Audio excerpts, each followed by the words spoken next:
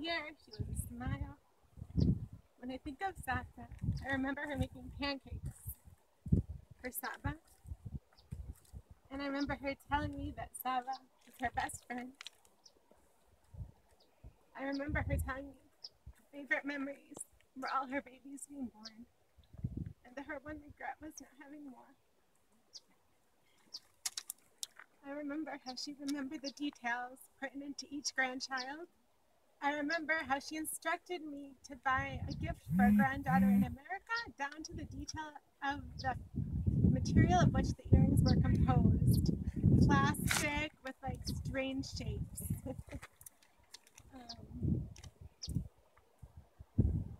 I remember countless days sitting at her table, listening to stories. I remember how Safta always had tofu in her house, even though she didn't agree with my choice to be a vegetarian. I remember how Safta could recite poetry that she learned when she was 5 years old, pages of poetry. Safta gave a feeling of home to whoever walked into her house, and she was a gift to all of us.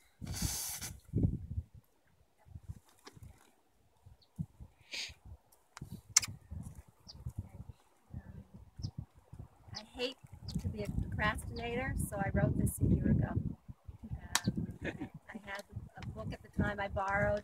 It's called The Neshama Should Have an Aliyah, which I recommend to everybody to read. From that, I got a lot of strength. Okay, I'm going to talk. Well, the Rav who wrote the book is Rabbi Tzvi Hebel. So here we're looking at my mother's matzeva. And after going through hundreds and hundreds of ideas, after going through hundreds and hundreds of ideas, my father decided the very first thing I mentioned, Eshet Chayil, that's what he wants to put. Okay, I'm going to talk about what it means to have a matzeva. So one of the most well-known matzevot, that's one of the most well-known matzevot in our history. I can hear it. Lackov, okay, but who do we first hear? Rachel Amenu, okay? It says in Bereshit she passed away after childbirth, and Yaakov set up a matzeva on her grave. This is the matzeva of Kever Rachel, known until this day. Okay, there seems to be a discrepancy between the words of the sages regarding matzevot and what we practice today. In the Gemara, Rabbi Shimon of Gemara Yerushalmi, Talmud Yerushalmi, Rabbi Shimon ben Gamliel says, "We do not supply tombstones for the righteous upon their passing. Their words and teachings serve as their memorial." But we have a lot of righteous and we have a lot of matzevot. However, today we see that we have for the righteous and non-righteous. Everybody gets a matzeva, hopefully. Okay, so how can we solve this contradiction, seemingly contradiction? So there are two purposes that a matzeva serves. One is for the benefit of the departed, and the other is for the living. The fact that people remember the departed, which is achieved when they encounter the tombstone, is a benefit to the departed. It is to this aspect that the Talmud Yerushalmi was referring. Tzaddikim don't need a matzeva to supply them with this benefit because they are remembered by the people by the things that they did. The other aspect of the matzeva applies equally, if not more, to the tzaddikim. This is the role it plays that serves the living, namely that the matzeva should be a marker for the graves of the righteous, so that people can come, know where they're found, and pray at the site. I know there are a lot of people who don't like the idea of praying at the site of the tzaddik or the righteous person, but there are sources that talk about how the power of the person buried can help bring up tefillot, prayers to Hashem. I'm going to interrupt for a second. The reason the Yerushalmi says that tzaddikim don't get matzevot is really a social reason. The rich at the time, the rich Jews had matzevot. Most of the people could not afford them. And he was making a comment that everybody who didn't have a matzeva was a tzaddik. He's making a social comment that the Amcha were the tzaddikim, not the wealthy Romanized population. Here. That's my brother, Daniel. More can be learned and understood about the tombstone by examining its very name. The prophet Yechezkel calls it a Tzion, a marker, right? We also have Tzion is Yerushalayim, Eretz Israel, referring to its practical halakhic function of warning the Kohanim. Kohanim aren't allowed to come into a cemetery, that this place contains ritual uncleanliness. Alternatively, the marker quality of the Tzion serves to notify people of the location of a tzaddik's resting place. People like to daven at a tzaddik's grave, since prayers are very effective on that spot, which I mentioned earlier. The Mishnah in Masechet Shekalim refers to the tombstone as a nefesh, a term we usually understood to mean a soul. The tombstone is referred to in this way because of the relationship of the soul to this object. So the soul is composed of, I think, like at least six different parts. The main ones that most people know about is nefesh, ruach, and neshama. So in the best situation, after death, the neshama goes straight up to God, to the holy seat, and its blissful place on high.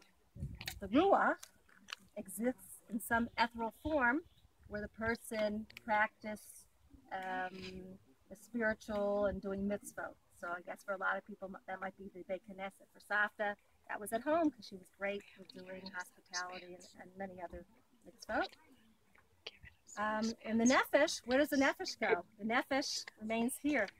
It's here, it hovers, it never leaves sight.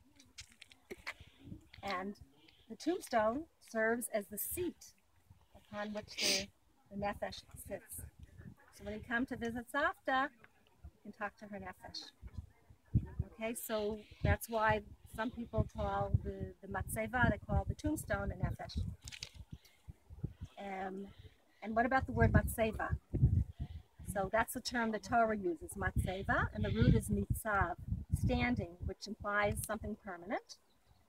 Regarding a person, we usually think of only the soul as permanent, since it remains and lives on for eternity, even after the physical body has deteriorated. Yet the sages say that there's a part of the body, it's called a naschu.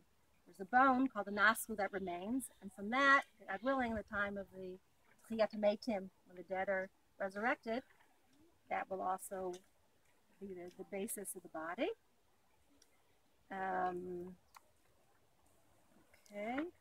And where do we get the power for this naschu? From something my husband is very makpid about. Motzei Shabbat, he always says, okay, we just finished, let's say, 8:30 at night. You know, we just ate our Suda Shlishi at 7, okay, after Marav, okay, sit down, Malava Malka. So this part of the body, this bone, gets its holiness and its power and its koach from the Malava Malka. Okay, although to the surviving relatives, it appears as if their loved one is no longer here, and his or her physical being has returned to the soil. The matzeva reminds us that the situation is only temporary. Through the permanent limb, the naschu, the body itself will one day return, and it, like the soul, and with the soul, will exist forever.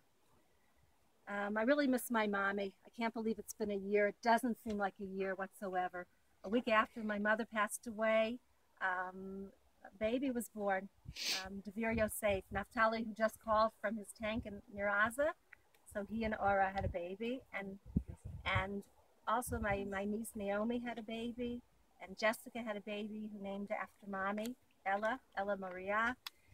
And right now, Devir, who just turned a year, is expecting a baby in another two months. And Sivya Bracha is not here; she's at home. She's expecting a baby, and Emunah Rachel, Noam Chaim's wife, they're also expecting a baby. My joke now is all the married women in our family except for me are pregnant. So I'm going to Hashem defend your boo, and she bring you, Daddy, a lot of joy. And it's good that you miss mommy. That means you had a really wonderful marriage.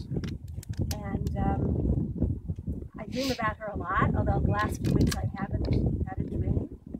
And I don't know, everybody should, if they can, take upon themselves a mitzvah to be stronger in a mitzvah, or a mitzvah maybe that they don't do, to take upon themselves in memory of my mommy, Kanabela, Naftali Blanca. And I really, really thank and appreciate every single person who came today. Really means a lot to me. And we're having, as my husband said, we're having a siyum at our house. Everybody's welcome for a nice halabi suda. Very happy.